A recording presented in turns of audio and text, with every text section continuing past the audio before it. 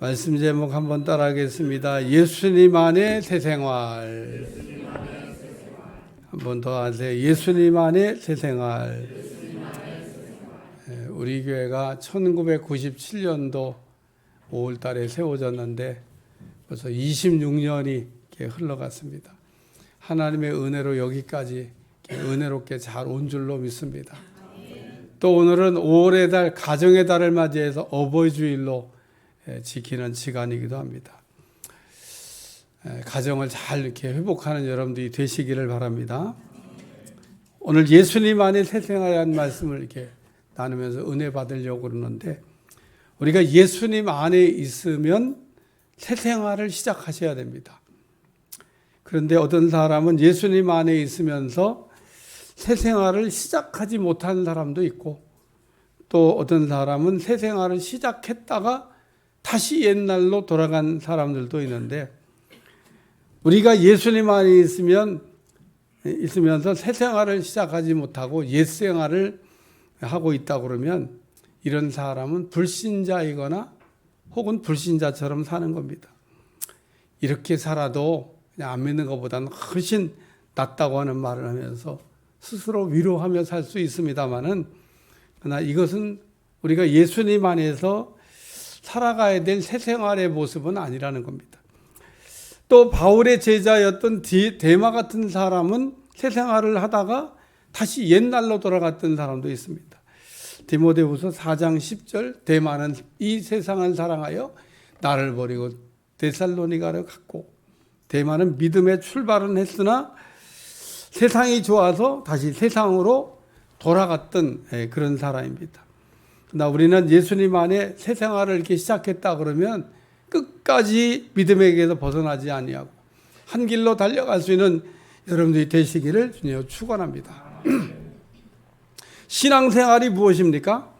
우리가 신앙생활을 한다고 하는 것은 옛 생활을 우리가 청산하고 새 생활을 시작하는 겁니다.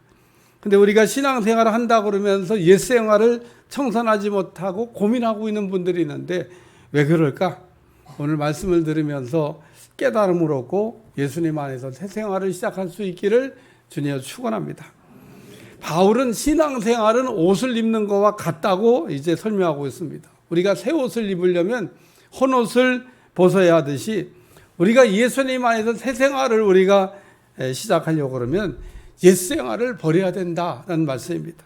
다시 말해서 우리가 옛 생활을 할 때 가지고 있던 옛 우리가 생각이나 옛 성품이나 옛 습관 이런 것들을 우리가 가지고 있는 그 옛 사람의 그런 헌옷 입은 상태로는 새 생활을 할 수가 없다, 그런 얘기입니다. 우리는 예수님 안에 새 생활을 우리가 하기 위해서는 새 옷을 입는 것처럼 새로운 가치관과 새로운 성품과 새로운 습관을 가지고 우리가 살아가야 되는데, 어떤 사람 보면 계속해서 옛날이 좋았다고 하는 얘기를 이렇게 반복하면서 사는 사람이 있습니다. 이스라엘 백성들도 그랬어요. 애굽을 떠나가지고 광야길을 가면서 계속해서 애굽이 좋았다고 하는 얘기를 합니다. 오늘도 우리 믿는 사람 가운데 신앙생활 이렇게 하면서도 옛날이 좋았어, 믿지 않을 때가 좋았다는 얘기를 가끔 이렇게 하는 분이 있습니다. 믿지 않을 때가 좋긴 뭘 좋아해요. 우리가 예수님 믿고 새 생활을 하는 게 좋은 건데 아직 이 새 생활을 하면서의 이 기쁨을 아직 맛보지 못했기 때문에 자꾸 옛날이 이게 생각나는 겁니다. 이스라엘 백성들 애굽을 떠났는데 애굽에 대한 생각을 떨쳐보지 못하고 있습니다. 그리고 어떤 사람들은 또 사람들을 선동해 가지고 애굽으로 돌아가자고 이렇게 이야기했던 사람도 있습니다. 그러나 우리가 기억해야 될 것은 애굽으로 돌아가도 안 되고 또 애굽이 좋았다고 하는 생각에 빠져서 우리가 살아서도 안 된다는 겁니다. 하나님이 이스라엘 백성들로 하여금 애굽을 떠나가지고 광야길을 걷게 하신 것은 가나안 땅에 들어가서 마침내 복을 받게 하기 위함이라고 말씀하고 있습니다. 그러므로 우리가 애굽을 떠나가지고 광야길을 걸어가고 있다 그러면은 빨리 옛 생활을 우리가 청산하고 새 생활에 적응하고 새 사람으로 살아가야 될 줄로 믿습니다.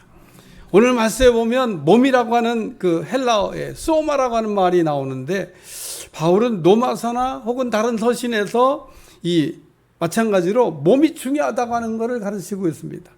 왜냐하면 초대교회 때는 영지주의와 율법주의라는 두 개의 이단이 있었는데, 영지주의자들은 몸은 악하고 영은 좋은 거라고 하면서 영이 몸에 갇혀 있고 영이 몸에서 벗어나는 것을 구원이라고 주장했습니다.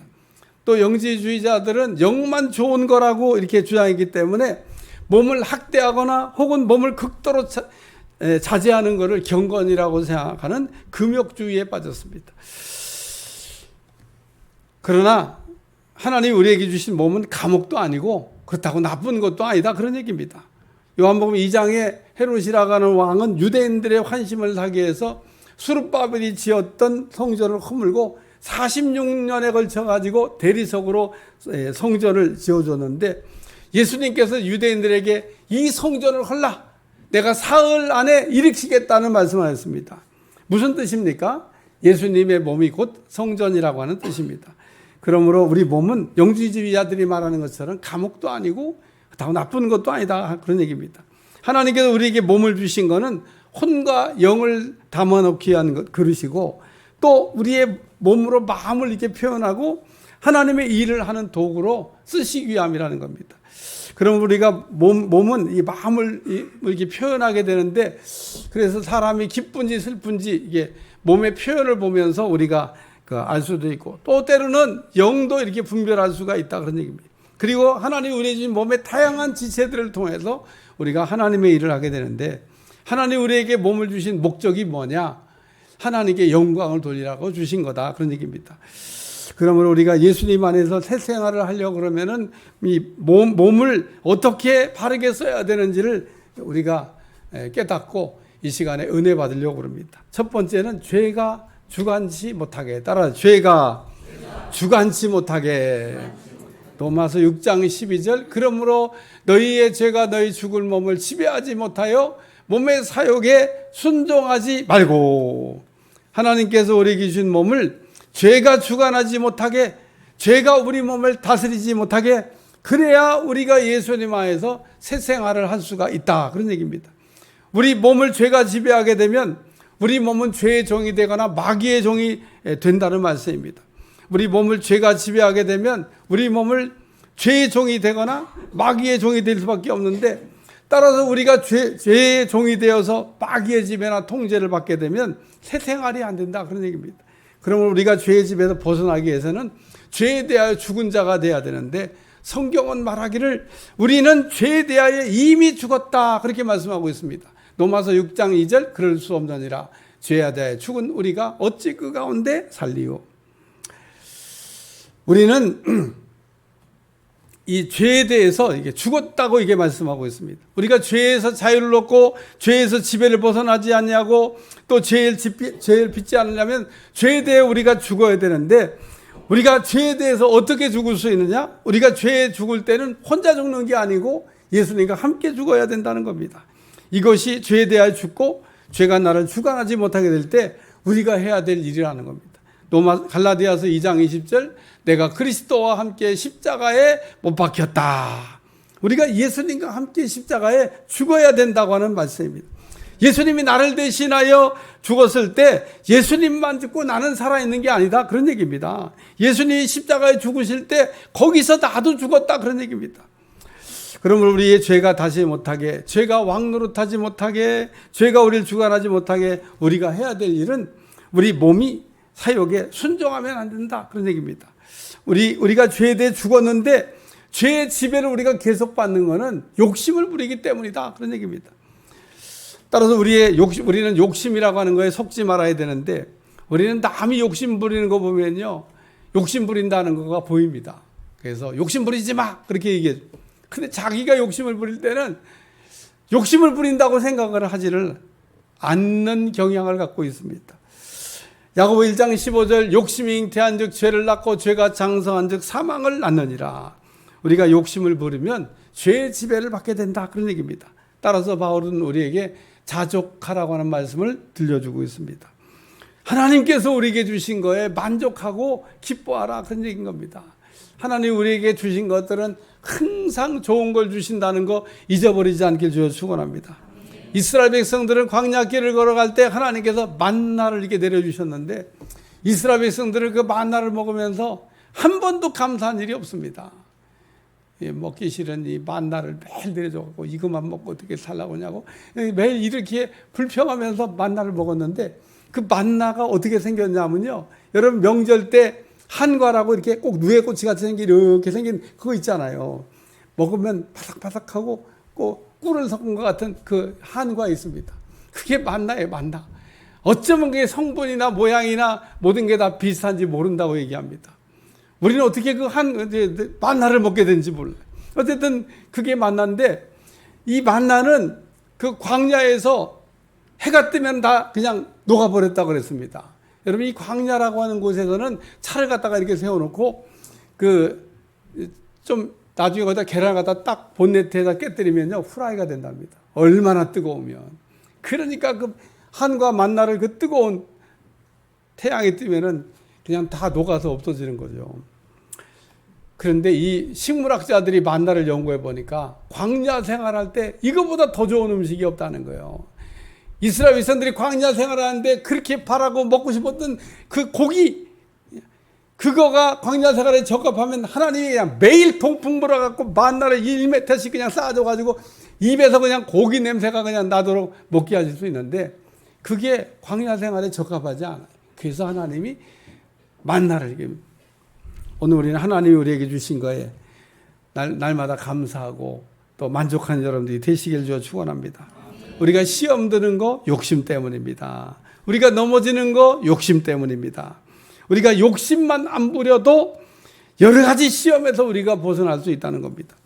우리가 그 사용하는 말 가운데 한번 따라서 소탐대실, 작은 거를 욕심 부리다가 큰 거를 잃어버린다, 이런 뜻입니다. 우리는 아주 하찮은 거, 사소한 거에 욕심을 부릅니다. 그래서 오늘 몸의 사욕에 순종하지 말고, 우리 몸이 욕심을 부리는 대로 몸이 순종하지 말라고 하는 그런 말씀입니다. 우리는 돈의 욕심을 이렇게 부리는 걸 좋아하는데 돈 욕심을 버리시기를 주님으로 축원합니다. 디모데는 6장 10절, 돈을 사랑함이 일만하게 뿌리가 되나니 이것을 탐내는 자들은 미혹을 받아 믿음에서 떠나 많은 근심으로서 자기를 찔렀도다. 돈이 일만하게 뿌리가 된다는 겁니다. 또 우리는 죄가 우리 몸을 지배하지 못하게, 죄가 틈타지 못하게 죄를 지음으로 기회를 제공하지 말라고 하는 말씀도 들려주고 있습니다. 에베소서 4장 26절, 분을 내어도 죄를 짓지 말며 해가 지도록 분을 품지 말라. 바울은 에베소 성도들에게 분을 낼 수는 있지만, 화를 낼 수는 있지만 죄는 짓지 말라고 얘기하고, 또 분을 내어도 해가 지도록 분을 품고 있지 말고 잠자기 전에는 풀고 자라, 이렇게 말씀하고 있습니다. 예수 믿는 사람은 화를 내면 안 되나? 가끔 예수 믿는 사람들이 화를 내는 걸 보고 시험 드는 분도 있고, 또 자기 스스로도 충격받는 분이 있는데, 우리 성경에 화는 낼 수 있다는 겁니다. 죄만 짓지 않으면 된다는 거예요, 죄만. 어떻게 우리가 화를 날 생에도 화를 안 냅니까? 근데 화는 내도 죄는 짓지 마라. 하나님이 온유하신 분으로, 하나님 화도 안 내시는 분으로 혹 알고 계신 분이 있으면 오늘 이 시간에 생각을 바꾸시기 바랍니다. 구약 성경을 읽어보면 하나님은 진노의 하나님이다. 그 진노라고 하는 말이 화를 크게 내신다는 뜻입니다. 하나님도 우리가 죄를 지을 때 크게 소돔과 고모라 성에 그냥 죄를 지으니까 우리 하나님이 얼마나 화가 났던지 그냥 불을 그냥 떨어뜨려 가지고 땅 속에다 묻어버리셨습니다. 아니 뭐 조금 잘못했다고 뭐 그렇게까지 화를 내시게. 이스라엘 백성들이 우상 숭배를 극렬히 하니까 하나님이 바벨론이라고 하는 강대국을 들어가지고 완전히 나라를 망해버리게 하시고 그냥 전부 다 포로로 코끼어가지고 붙잡아가게 하셨다, 그런 얘기입니다. 우리 하나님이 어떤 분이냐? 온유하시고 사랑이 많은 분도 되지만 동시에 진노의 하나님도 되신다는 겁니다. 그래서 오늘 우리가 부는 내어도 죄는 짓지 말며, 우리가 부는 내어도 죄를 짓지 말라고 한 얘기는 우리가 죄가 틈타지 못하게 해서 죄를 짓지 않게 하라고 하는 그런 말씀입니다. 따라서 오늘 우리는 십자가에 우리의 이 감정도 못을 받고 욕심도 못을 받고 죄가 우리를 다스리지 못하게 해서 우리가 예수님 안에서 새 생활을 잘할 수 있는 여러분들이 되시길 바랍니다.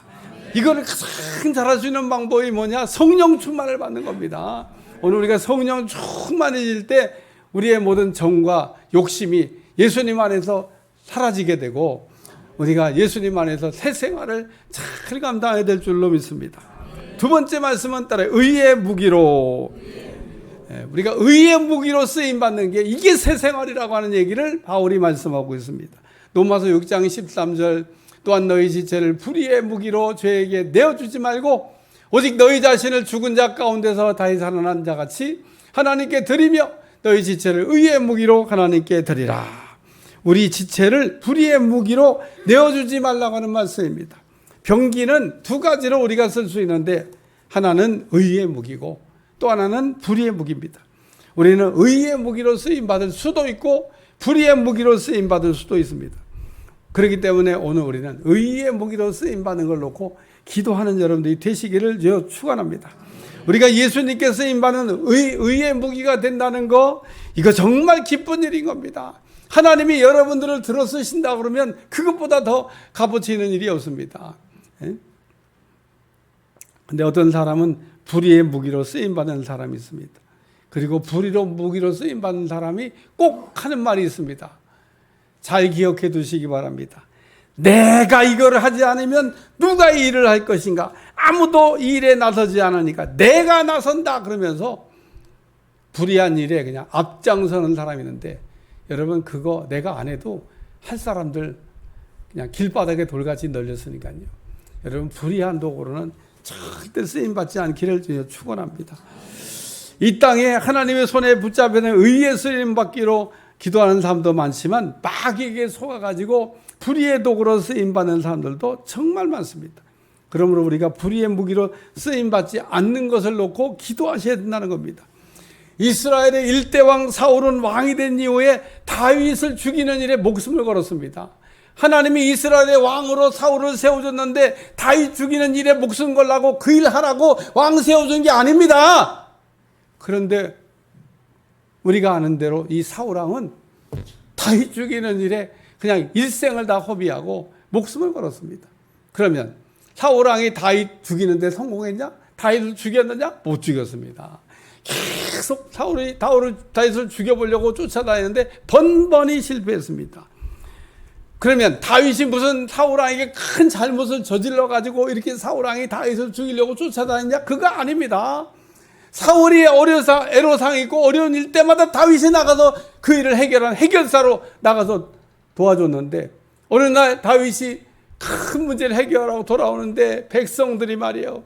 그런 얘기 조그맣게 하지 왜 크게 해가지고 그냥 사울은 천천히요 다윗은 만만히요. 그러니까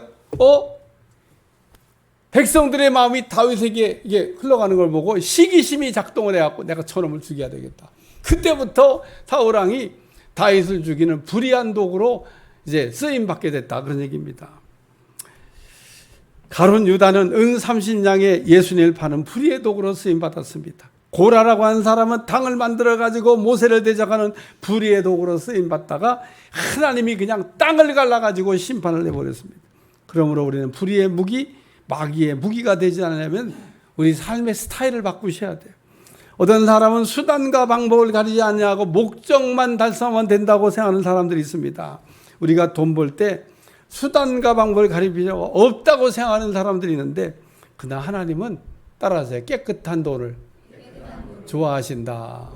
그래요. 하나님은 그 부정하고 더럽게 벌어가지고 막 사람들이 볼 때 막 우와 많이 드린다고 막 놀랄지 모르지만 우리 하나님 그런 거 안 속습니다. 하나님은 깨끗한 돈 드리는 것을 기뻐하신다는 거 꼭 기억하시길 바랍니다.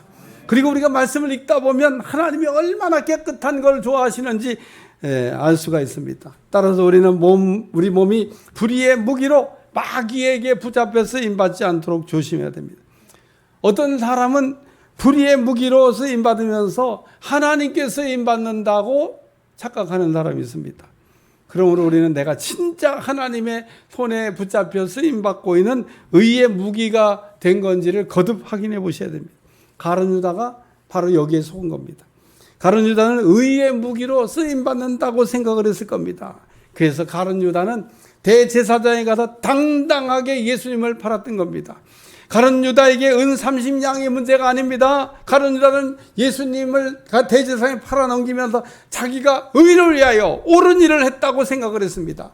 가룟 유다는 생각하기를 내가 이렇게 해야 하나님 나라가 이루어진다고 생각했던 겁니다. 왜냐하면 가룟 유다는 예수님이 능력을 누구보다 잘하고 있었던 겁니다. 내가 이렇게 하면 예수님께서 하나님의 나라를 더 빨리 세울 거라고 기대했던 겁니다. 그러나 예수님은 가룟 유다의 계획대로 움직이지 아니하시고 힘없이 잡혀가셨습니다. 예수님이 가룟 유다의 생각과 달리 아무런 행동도 취하지 않는 걸 보고 이때 가룟 유다는 내가 잘못했구나라는 생각을 깨달았을 겁니다. 가룟 유다는 마귀에게 속아가지고 마귀에게 쓰임받는 것을 몰랐다, 그런 얘기입니다. 오늘날도 이렇게 마귀에게 속아가지고 마귀에게 쓰임받는, 가룟 유다같이 쓰임받는 사람들이 있다는 겁니다. 우리는 마귀에게 속아 불의의 병기로 쓰임받지 아니하고 하나님의 들려 쓰임받는 의의 병기가 되는 것, 이것이 바로 우리가 예수님 안에서 새 생활을 하는 거다, 그런 얘기입니다. 세 번째 말씀입니다. 따라서 은혜 아래에 있어야, 우리가 은혜 아래에 있어야 새 생활을 하는 거다, 그런 얘기입니다. 로마서 6장 14절, 죄가 너희를 주장하지 못하리니 이는 너희가 법 아래 있지 아니하고 은혜 아래에 있습니다. 우리의 새 생활은 은혜 아래에서 시작이 된다, 이런 말씀입니다. 우리의 새 생활은 율법 아래에서 시작되는 게 아니라 은혜 아래에서 사는 겁니다. 우리는 하나님께 받은 바 은혜에 날마다 감사하며 살아가야 될 줄로 믿습니다. 왜 우리가 감사하는 신앙생활을 해야 됩니까? 예수님께서 십자가의 대속의 은혜를 우리에게 주셨기 때문에 그렇습니다. 그러므로 우리는 이 예수님께서 우리에게 주신 십자가의 대속의 은혜를 생각하면 저절로 감사가 나와야 돼요. 우린 죄 때문에 죽을 수밖에 없는데 예수님께서 나를 대신하여 죽어주셨는데 얼마나 감사한 일입니까? 근데 우리는 감사 불감증에 걸려 있다는 겁니다. 우리는 십자가를 바라보기만 하면 예수님이 나를 위해 죽으셨구나 라는 감격 속에 우리가 살아가야 됩니다. 그런데 우리는 에베소 교인처럼 첫사랑을 잃어버렸다, 그런 얘기입니다. 요한계시록 2장 4절, 그나 너를 책망할 것이 나니 너희 처음 사랑을 버렸느니라. 에베소 교회가 예수님 처음 만났을 때는 은혜에 감격했는데 그걸 다 잃어버렸다, 그런 얘기인 겁니다. 그러므로 예수님께 하신 말씀, 너는 어디서 은혜를 떨었는지, 너가 어디서 은혜를 잃어버렸는지를 기억하고 회복하라고 말씀하고 있습니다. 우리가 은혜 받은 것도 있고 은혜가 떨어진 것도 있는데 우리 가운데 어떤 사람은 은혜로 산다고 말은 하지만 어떤 사람은 율법 안에 사는 사람도 있고, 우리가 진짜 은혜로 살아가는 여러분들이 되시길 주어 축원합니다. 우리가 진짜 은혜로 살고 있으면 세 가지가 없어졌어야 돼요. 세 가지가 사라졌어야 돼요. 세 가지가 우리의 삶에 안 나타나야 됩니다. 우리가 은혜로 산다 그러면 첫째, 자랑이 없어져야 됩니다.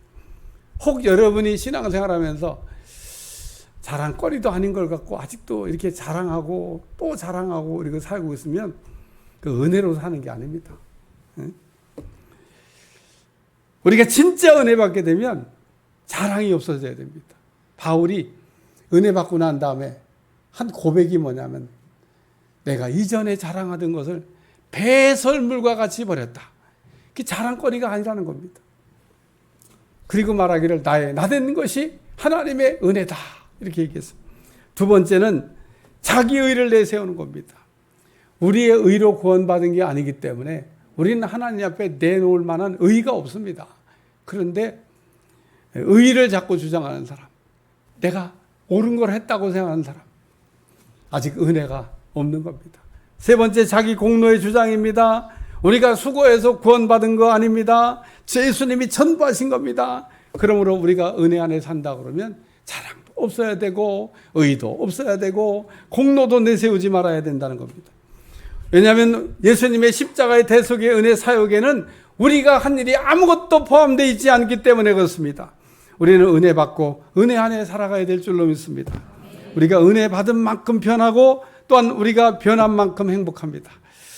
왜 우리가 은혜를 받아야 됩니까? 은혜 받아야 될 이유는 우리가 예수님 안에서 새 사람이 되어가지고 새 생활을 해야 되기 때문에 그렇습니다. 우리는 누가 나를 불행하게 만든다고 생각하는 줄 하지만 우리가 예수님 안에서 변화돼야 되고 예수님 안에서 은혜 받아야 되는데 아직 그런 것들이 부족하기 때문입니다.